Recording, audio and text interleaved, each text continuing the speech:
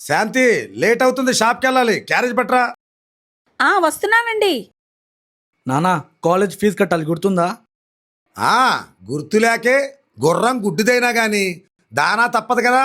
నీ కట్టే ఫీజులు కొండంతా, నీకొచ్చే మార్కులు గోరంతా.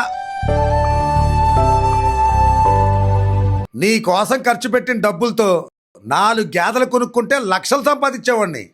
నువ్వేదో బాగా చదువుకొని ఉద్యోగం తెచ్చుకొని మమ్మల్ని ఉద్ధరిస్తావన్న నమ్మకం చచ్చా రోజు రోజుకి సన్నగిలుతుందిరా.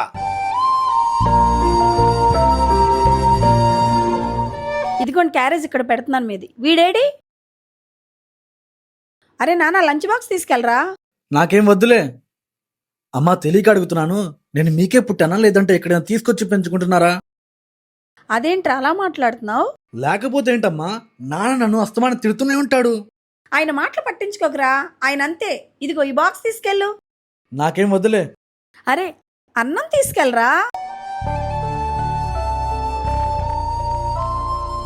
ఏమండి, వాడు మీ అంత అయ్యాడు. ఎందుకండి వాడిని చీటికి మాటికి తిడతారు? వాడు ఎంత బాధపడుతున్నాడో మీకు తెలుసా? వాడంటే మీకు ఎంత ప్రేమ ఉందో నాకు తెలుసు. అయినా కావాలని వాడి దృష్టిలో విలన్ ఎందుకు అవుతున్నారండి? చూడు శాంతి, విలన్ ఎంత బలంగా ఉంటే హీరో అంత స్ట్రాంగ్గా ఉంటాడు.